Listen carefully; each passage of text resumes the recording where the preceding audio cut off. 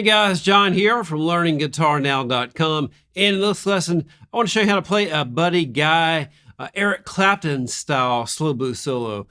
This solo is inspired from the tune Don't Know Which Way to Go, which is from the Rush soundtrack Eric Clapton had back in the 90s, I believe. It's one of my all-time favorite soundtracks. I think all the playing Eric Clapton did on that album's so cool. And in particular, this one tune where Buddy Guy is singing, and playing as well. It's just a killer track.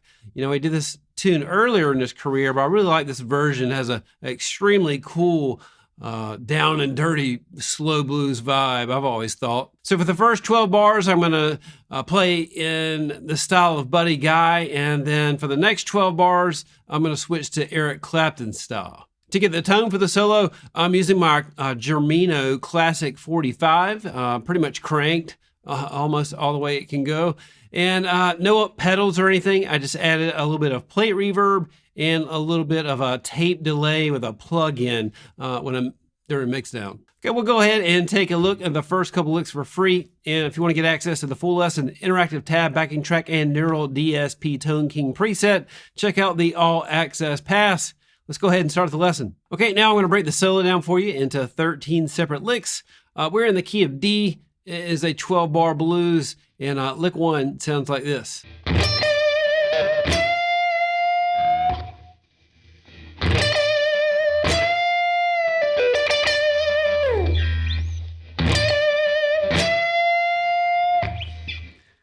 Okay, so for lick number 1, we're starting right here in this BB King position, 15th fret, and I'm using a rake to get a lot of attitude towards that one note here. This is our root note. This is our D note on the 15th fret here, the B string. And Buddy Guy will a lot of the times add a lot of kind of rakes and attack like that. Right in here in that BB King position, he'll wear out, as does a lot of blues players. So I'm just raking and then bending, twice, only striking at once. It's not really the the notes that are terribly difficult in this phrase. It's the attitude.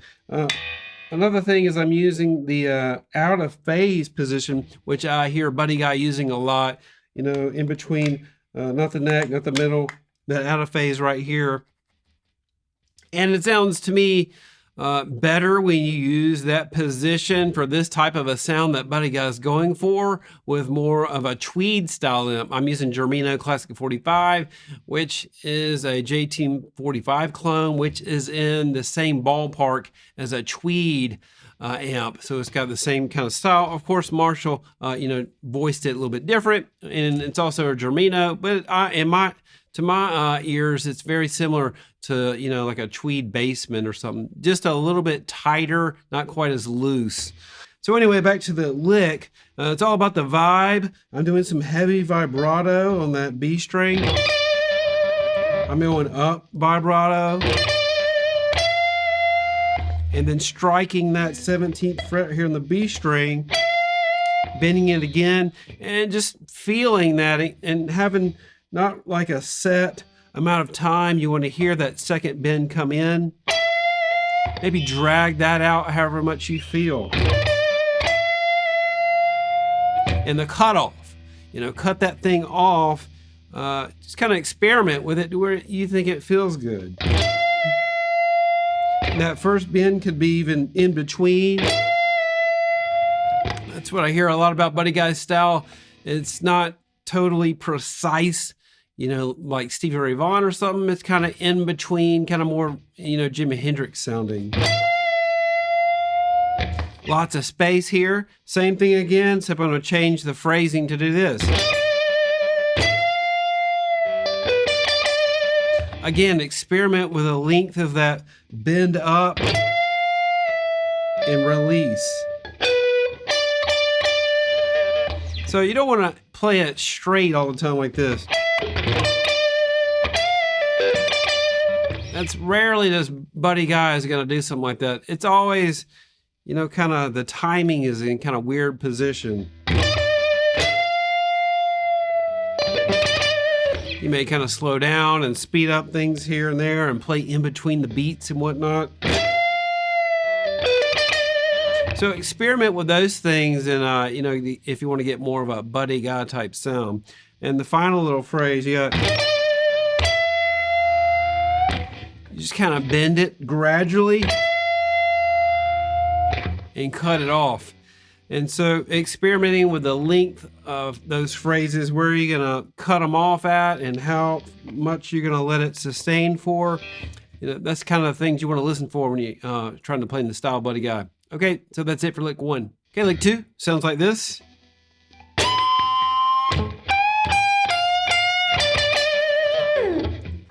Okay, so lick number 2, I hear Buddy Guy doing this type of thing a lot.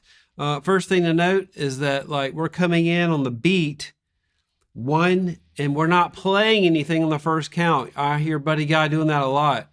You know, a lot of times you can get in the habit of playing on the beat all the time. You know, the first count of the bar, always playing a note. I hear Buddy Guy will play like 1, 2, 3, 4, 5, 6, 7, 8, 9, 10, 11, 12, 1.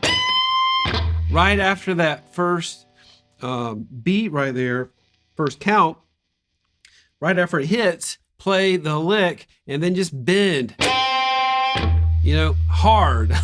It's pretty much what I hear him doing a lot of times. You can even try to bend 3 frets up,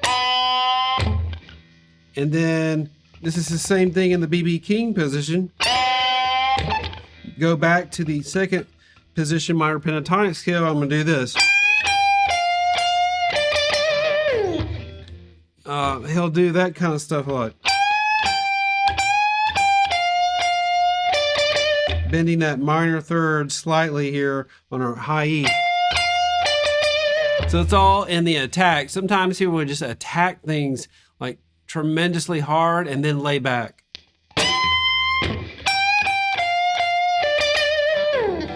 And playing not directly on the beat, but right after that first count. 1. Now play a little lighter. And then heavy vibrato right there. So those are a couple of things that can get you more in the ballpark of his style. Okay, so that's it for lick number 2. Okay, lick 3 sounds like this.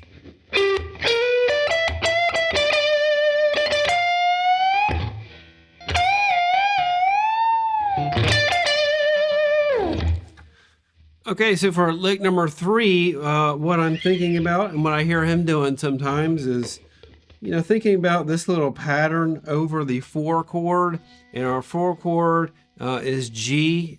We're playing in the key of D, 12-bar blues. So we have, if you notice, this is a G chord. It's like your F chord position right here. So you can take, when you go to the 4 chord, you know, you can play stuff in that area. Sounds really cool. Talk about more of this type of stuff in Blues Guitar Method 2. So 17, that's our G note, and that's the chord we're playing over. I'm hitting that right before the G chord starts. That's you know, I'm thinking about key of G, first position minor pentatonic. That's how I like to think about it. And then adding the major pentatonic to it. You could also think about it as just BB King position right here, adding these notes. And then that overbend, I hear him doing a lot on the B string in the BB King position, or, you know, this could also be the 3rd position, minor pentatonic area.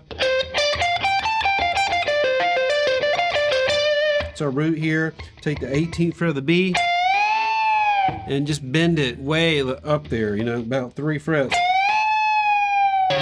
And then I'm gonna do it again. So we had this, cut it off. Again, we're gonna rest on the first count, 1. He'll do stuff like that a lot of times. Strike it 1 time. You're bending it about 3 frets twice, only strike it once. Now you're going to bend it almost 4 frets. So that's 3. I don't have enough frets on the guitar to get there. Something like that. You just use your ears to what sounds good. I hear him getting that sound a lot. And then I'm using a rake to really emphasize these 3 notes. 15, 18, 15. So lick 3, you know, pretty much a lot about over bending, playing over the 4 chord. Again, experiment with the length of how long you let that bend go, and then that type of a thing I hear him doing a lot. Okay, so that's it for lick 3. Okay, well, that does it for this free lesson. Like I mentioned previously, if you want to gain access to the full lesson, the interactive tab, the backing track, Neural DSP preset, check out All Access Pass. Okay, thanks so much for watching, and I'll see you next time.